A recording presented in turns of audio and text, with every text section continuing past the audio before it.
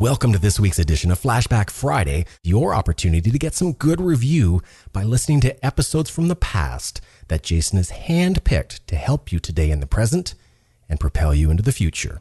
Enjoy. Speakers, publishers, consultants, coaches, and info marketers unite. The Speaking of Wealth Show is your roadmap to success and significance. Learn the latest tools, technologies, and tactics to get more bookings, sell more products, and attract more clients. If you're looking to increase your direct response sales, create a big-time personal brand, and become the go-to guru, the Speaking of Wealth Show is for you. Here's your host, Jason Hartman.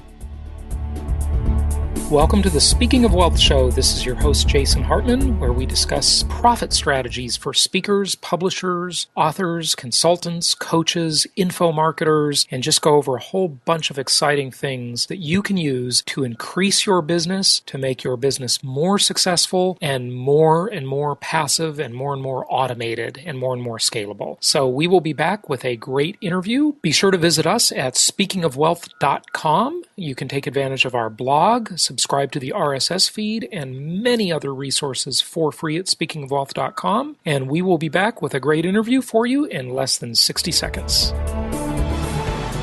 What's great about the shows you'll find on jasonhartman.com is that if you want to learn how to finance your next big real estate deal, there's a show for that. If you want to learn more about food storage and the best way to keep those onions from smelling up everything else, there's a show for that. If you honestly want to know more about business ethics, there's a show for that. And if you just want to get away from it all and need to know something about world travel, there's even a show for that. Yep, there's a show for just about anything. Only from jasonhartman.com, or type in Jason Hartman in the iTunes store. Hey, it's my pleasure to welcome Ryan Moran to the show. He is an internet marketer, he's a real estate investor, and he's got a great story. He's all of 26 years old now, I believe, and he's coming to us today from somewhere on the East Coast. Welcome, Ryan. How are you? Jason, thanks so much for having me on. Yeah, it's great to have you. Give our listeners a sense of geography. Where exactly are you located? Well, apparently I'm on the East Coast of Austin, Texas. Oh, well, see, I'm glad I asked, right? Why did I think you were on the East Coast? Was it because of your interview with Jamie Tardy recently? Well, that could be because that interview was done in Austin, Texas. So that could be it. God, yeah. Well, the East Coast of Austin, Texas. We'll go with that. Yeah, good stuff. See how misinformation spreads. That's right. I have an apartment that looks out east, so we'll go with that.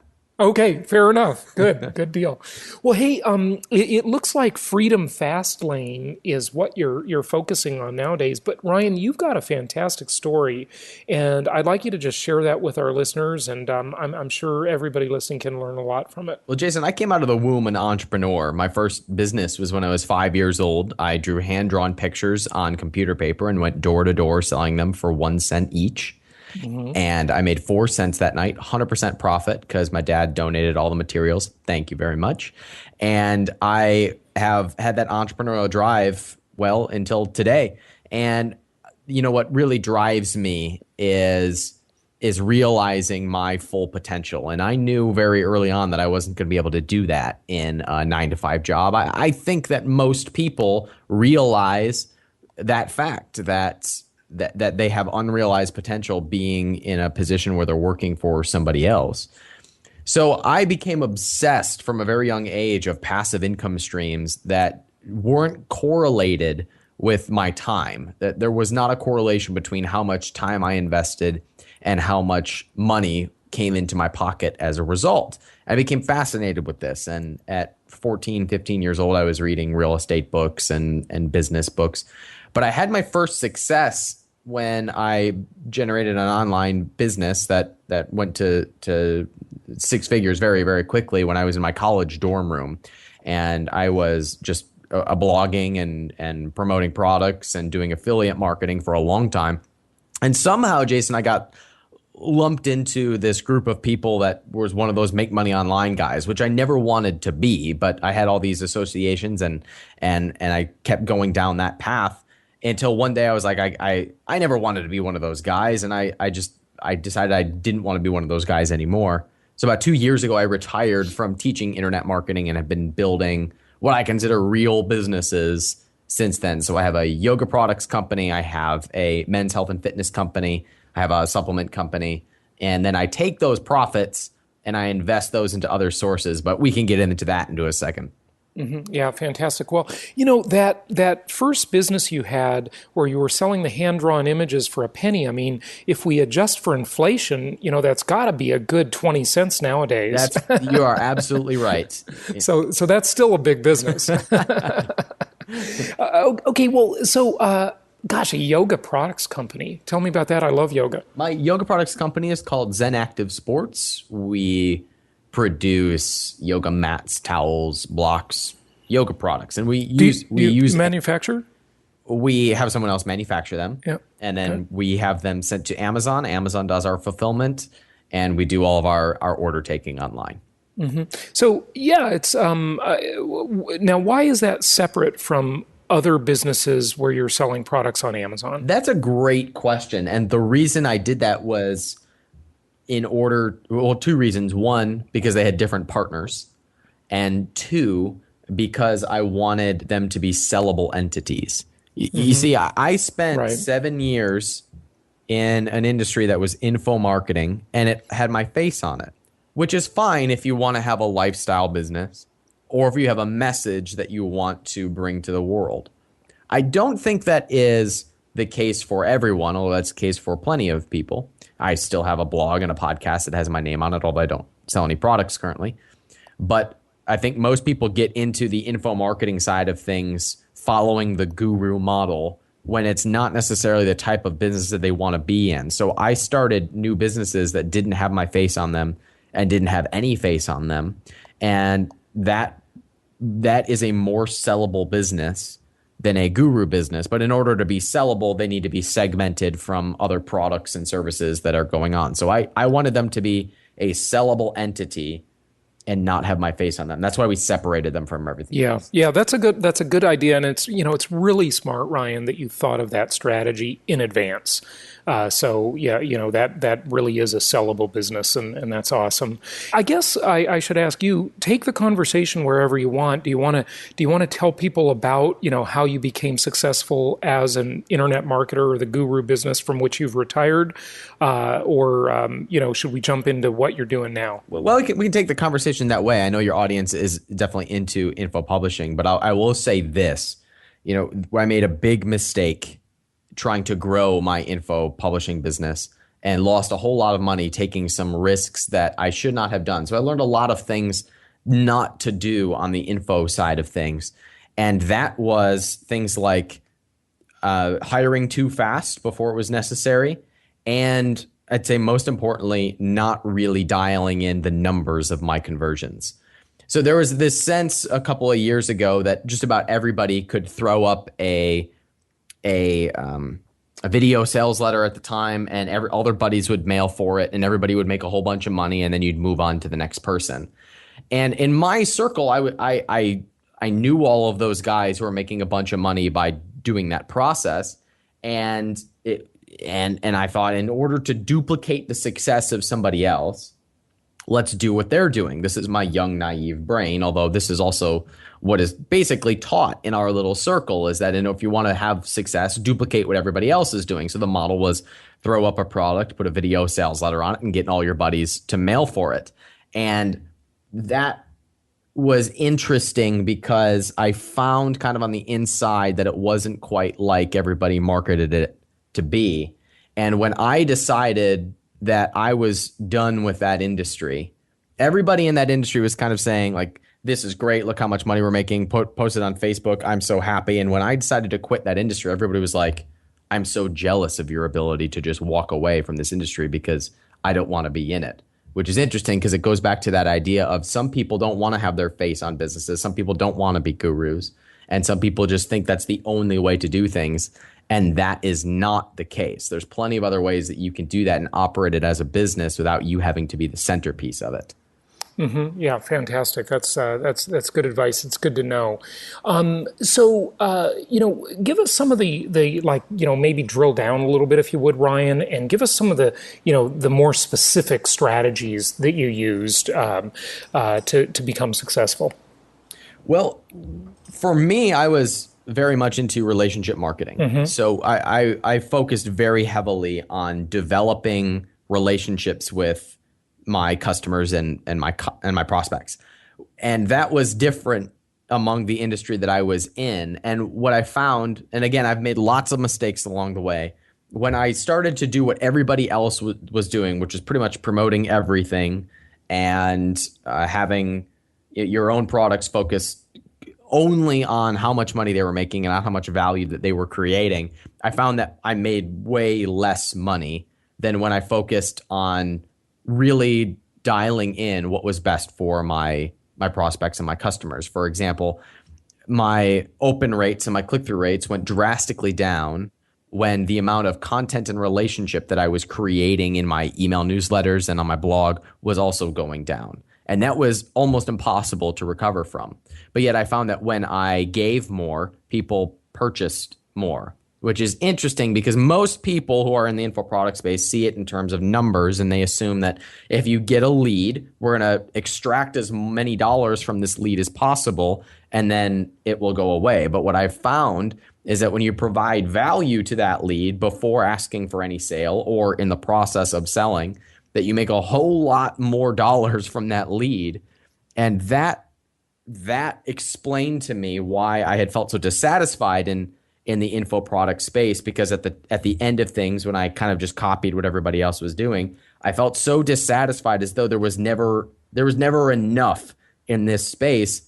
And I found that there's just a completely different philosophy when you approach a business with how much value can I generate versus how many dollars can I extract. Because one is a mentality of I'm going to get as much as possible. I don't have, I need to get more and more. And the other is I already have, and I am basically creating a bigger pie for everybody. And I decided at that point that I only wanted to live and have businesses in that abundance mentality rather than the mentality of I just need to go extract as many dollars as possible. Yeah. And as a result, I made a lot more dollars. Right. Absolutely. That's a great philosophy. And, unfortunately, it's all too common in business, and especially the sort of fast-moving world of internet marketing. A lot of the sort of the first gurus of internet marketing, I think they really, really had that terrible mentality of, just churn and burn type of business mentality. And, a few of them, I won't mention any names, are still big gurus nowadays. Yep. But it's good to think like a real business person instead of this I'll call it hokey internet marketing. Version 1.0. Right, and so many people are kind of rehashing the same things over and over again and not providing any real value. And they think that just because they can extract dollars, that makes them an expert. I'm talking specifically about the business info publishing world. Of I did a launch and now I'm a business person. I can teach you how to do this. There's so much rehashing of that, and there's no new value being created. Right. And I decided I wasn't going to go into that space until I felt as though I was creating from a place of abundance. And that's when I started other businesses. Yeah. Good stuff. Well, share if you would, what you're doing on Amazon. I mean, this is a big area. And Ryan, we haven't talked about the Amazon side of online businesses very much. And I know you're careful to say, you don't have an Amazon business. Amazon is simply one of your channels, but it's obviously a big, giant channel. Okay. And so I think it, deserves, some recognition there, if you will. And, first of all, what products are you selling on Amazon? Obviously yoga products, right? Yeah. So I keep some of the businesses quiet, but I use the yoga products company as my open example. And so we're selling mats and towels and blocks. The important thing to know about Amazon is what you said, is it's a channel. And I think that most new entrepreneurs and even some people who are kind of midway through their journey will benefit from looking at what channels are they specializing in order to create consistent revenue. This was a question that that once I answered, everything kind of fell into place, because we all have a stream of customers coming from somewhere, hopefully anyway. That's why we're in business. And when you're looking at entering a new business, it would be wise to look at what channels are there already customers purchasing products that are similar to yours, and put your energies on that channel. So for us, when we started the yoga products business, we went to Amazon because people were already spending money on Amazon for yoga products. There was no need for us to create an e-commerce store and then try to drive traffic to that e-commerce store, because that channel didn't exist yet. There's no need to build a channel when there's already a channel where people are spending money for the exact products that you're selling. You can build a channel later once you have the revenue and the cash flow in order to do that. But when you're starting a business, the low-hanging fruit is, where is there already money being exchanged for your product or service? In the info product world, it is affiliates and ClickBank, or affiliates and other info product marketplaces. For physical products, right now it's Amazon. There's also some others, but Amazon is the big one right now. If you're in retail, it's your traffic flow into your store or the location of your store. So where are the channels where people are already exchanging money for the products or services that you are offering? So when we went on to Amazon, we looked at, okay, what do we need to do in order to make a splash into this marketplace? Well, we need to have good copy on our listing, which most people did very poorly. We needed to have good reviews, which most people managed very poorly. We need to have good images, which most people did very poorly. And just by doing those things, we were able to capture a large piece of the market share just by doing things a little bit differently than most people. Most people were, until recently, until the last year or so, have been treating Amazon as kind of an extra vehicle for sales. You have big brands that are selling in retail or they're selling online, and then they put them on Amazon in order for it to be an extra vehicle for sales. But the volume is there now where it doesn't have to be treated as just like this extra piece. It can actually be the centerpiece of the channel that you're going after. And we decided to take that approach. And it was kind of like doing Google SEO 5 years ago, or actually more like 10 years ago, where you could throw up just about anything and it would start ranking on Yahoo and altavista.com, for those of you who are old enough to remember altavista.com. And Amazon's kind of like that, where if you just do a little bit of optimization, you can capture a large percentage of the marketplace right now, and as a result, have that be the centerpiece of your business and the nucleus of the cash flow for you to invest into other channels and grow that business. Mm-hmm. And, I got to concur, Ryan, because I can't believe how many people selling products on Amazon just don't have good images, or they don't have enough images.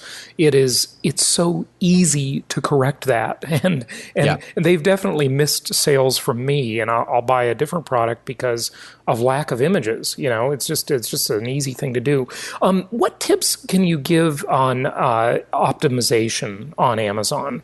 I mean, it's another SEO situation. Yeah. Amazon is obviously a little bit different than Google's algorithm, because Amazon doesn't look at links, they look at sales. So we can think of sales as kind of our links as far as search engine optimization. So if you want to rank high in Amazon, you need a few things. You need sales, you need good conversions, and you need good reviews. Now, Amazon's algorithm is a little bit of a mystery, just like any algorithm out there. Right. But we know a few things about it. We know that when something is getting a lot of sales, that it ranks higher. We know that when it has a high conversion rate, it ranks higher. We know that when it has a lot of good reviews, the conversion rate and sales go up. So naturally, there would be an increase in your ranking. But there's a chicken egg issue here, right? You need sales in order to get reviews, but we need reviews in order to get sales. So what do we do? So we decided to be aggressive in our review strategy, that we would give away as many units as it took in order to get people interested in the product, that we would do very steep discounts on products in order to get enough sales to have people that would come back and review the product.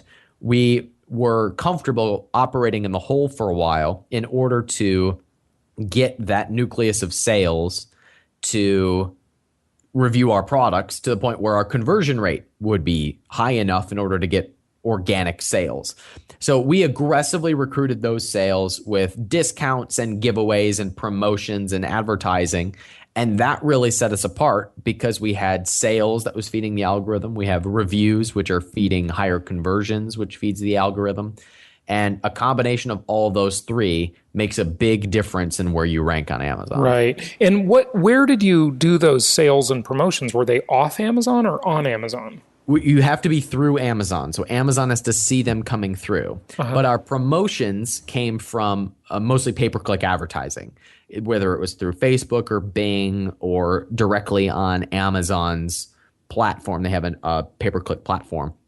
So we were just driving traffic from paid sources to either a landing page or straight to the Amazon listing, usually a landing page that would pre-sell them or offer a discount or something to make it a very attractive offer, and then send them to Amazon to complete the purchase. And by doing so, we're feeding the algorithm in multiple ways because we're sending outside traffic, which can play a role in the algorithm. We're spiking sales. We're getting a high conversion rate because of a discount or because of really good copy. And we're obviously going to get reviews from those sales, which all together starts to feed Amazon's algorithm. I think what you're going to see in the next 8 to 12 months is kind of a consolidation in the marketplace of Amazon. Just like every market consolidates, you're going to have people realizing that they can do things in order to rank on Amazon, like what we're talking about. And you're going to start having people optimize, and it's going to get better and better and better. So right now, in my opinion, is the perfect time in order to start optimizing your businesses if you have physical products for sale on Amazon in order to rank for those keywords that you know are going to generate sales. Yeah, right. Good point. And that is constantly going back and forth. I mean, what about product selection, Ryan? Is there some unique product out there or some tip on, how to pick the right thing to sell? I mean, that's a big part of it. I know tons of people are doing things like, weight loss related things and white labeling of stuff. But is there a certain niche, that makes more sense than others? Well, I try to avoid trendy things. I want to be in markets that are going to be around 5 years from now. And a company that is interested in buying you is going to want that too. So if we look at this from the perspective of building a company to sell it, then I think we start to get much more clarity about what types of markets we want to be going into. So if we look at things like staying power, is a market going to be around 5 years from now? We look at volume. Is there enough volume in order for this to be a sustainable business? Is there any pending FTC regulations or government changes that might hurt this industry in the next year or two? Is this a fad that is going to be hot for a while and then will go away? Are there return customers? So these are the types of questions that I like to ask as I'm starting to create a business, because I want to be relevant in 5 years. I don't want to have side rant is that there's a big product right now that's really popular on Amazon. It's a Garcinia cambogia supplement. People are making hundreds of thousands of dollars selling this. Well, in 6 months, that's going to be gone, or at least greatly minimized. And with all this flood into the marketplace, you have higher competition, and you see a lot of, Dr. Oz is getting into some trouble over things that he's said about certain supplements. So that's an industry that if you want to go in and take advantage of a trend, that's fine. If you see it as a cash flow or a lifestyle business, that's totally fine. You're basically an opportunistic entrepreneur at that point, which is totally cool. But if you want to have staying power and be relevant in 5 years, that's an industry that you probably don't want to build the centerpiece of your business around. Again, if you want to take advantage of an opportunity or a trend, that's fine as long as you're not depending on that to be your staying power for the next 5 years. That's not the type of company that somebody would acquire in in most cases. So I'm looking at volume. I'm looking at customer passion. I'm looking for repeat customers. I'm looking at sustainability. I'm looking for compliance with government regulations. And I'm looking at what would someone else value in order to purchase a company, because ultimately I want to build a company to sell it because I want to have that option. And I don't want to get stuck in the type of business I was in a few years ago, which was all centered around my face, because I can never exit that business. And I know so many people who would love to exit their businesses, but they can't because their income is now dependent upon them being present in their business. And that was not the type of business that I wanted to have. Right, right. You know, I do want to comment on that, though. I mean, it's not impossible to sell a guru business, you know, with your name on it. I published my first book on personal branding many years ago. And I mean, it is harder, and there are some definite nuances to it. You know, it's not like selling a franchised business with, you know, or something like that. That's just a generic thing. But it's not impossible, is it? It's not impossible, but it is significantly harder. And as a result, if that company wants to continue growing that business, then you'll often be required to keep doing what you've been doing even after the business has been acquired.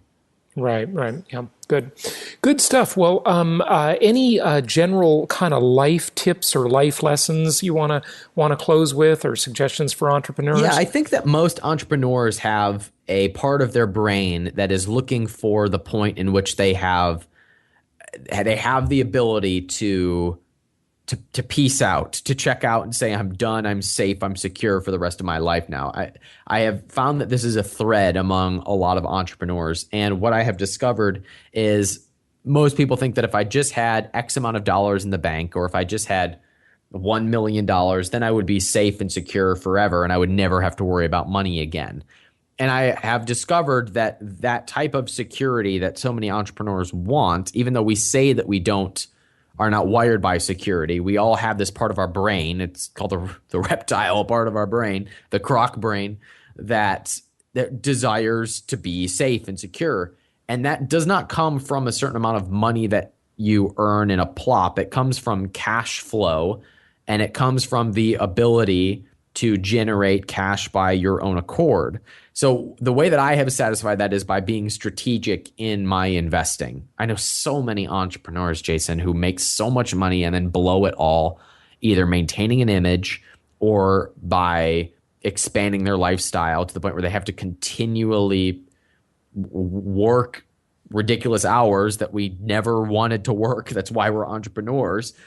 And the way that we solve that is by strategically investing into other things that don't require us to show up. So I talk a lot about investing in passive cash flow over at freedomfastlane.com, because I think it's an important thing for entrepreneurs to start to think about is, how do I sustain my lifestyle outside of the business that I have to show up and operate? Because I'm not in this to show up for 40 hours. I'm in this for the type of life that I envisioned when I became an entrepreneur. And I know you know that because you invest as well, but I think most entrepreneurs are blind to the fact that there is freedom outside of just working in their businesses. It can come from passive income streams that you invest into on a regular basis as well. Right. Yeah. I agree completely. And I guess I'm not sure if it's your favorite, but I know you're involved in it, and that's real estate investing. I think income property is the ultimate investment. And you know why it is, Ryan? It's because, like, when we talk about internet related businesses, or at least using the internet successfully in any business. Okay. I mean, every business is an internet business nowadays, or at least it should be. Really what that comes down to is it comes down to leverage. You know, you can create a lot of leverage in your business and your customer acquisition strategy. And it's a very powerful tool. And the same with income property. It's just the most historically proven asset class in America. I just love it. And it offers a lot of leverage, and it's something that has absolute universal need. So passive income streams outside of one's business, very, very important. You know, you have your business, or your business is, and that's one part of it. And then the other part of it are your investments, and investments that offer leverage and control. Those investments can come in multiple different forms. Some people will invest in other private businesses that they're not involved in, and they get, whether it be royalty checks or equity splits or whatever it is. And that's great. That's a great source for investing. That's the Shark Tank approach. And then there's things like real estate investments, which we've talked about. And then there's things like dividend paying stock. If you know your numbers and you know what you're looking for and you have a long time frame, then that's something I invest in every month too. I think one thing I learned from investing that we can also apply to business is this rule, that the longer vision of success that you can have, the more successful you will be. If we look at something like the stock market, a lot of people are nervous to invest in the stock market because year over year, there can be a downturn in the market. So if we look at 2007, 2008, if you invest 1 year, the next year, it could be significantly less.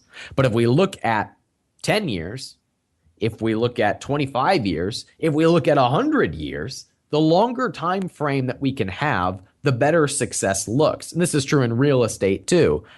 We have appreciation, we have increase in rents. Well, this is also true in business. There's so many people who look at, I'm starting this business. How do I extract as much from my customers as possible in the short term so that we can earn more money? And then they get into this habit of always operating from that place, from the short-term thinking. Well, if we have a longer view of things, the longer vision of success we can have, the more successful we'll be. So if we start doing things that build our brand equity, that build our customer loyalty, that would build systems and automation, they're things that don't necessarily benefit you immediately, but they benefit you immensely in the long term, and they free you up from this thinking of this short term, never really growing and seeing meaningful progress type of thinking. So the longer vision of success you can have, the more successful you will be. Yeah, absolutely. Good point.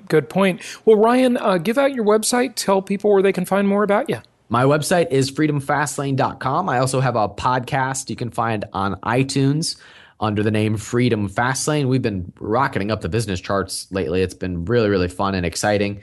And since I've retired from having products, I pretty much just give away all my secrets on the podcast. Again, the name is Freedom Fastlane. Excellent. Ryan Moran, thanks for joining us. Jason, thanks so much for having me. This show is produced by the Hartman Media Company, all rights reserved. For distribution or publication rights and media interviews, please visit www.hartmanmedia.com or email media@hartmanmedia.com. Nothing on this show should be considered specific personal or professional advice. Please consult an appropriate tax, legal, real estate, or business professional for individualized advice. Opinions of guests are their own, and the host is acting on behalf of Platinum Properties Investor Network, Inc. exclusively.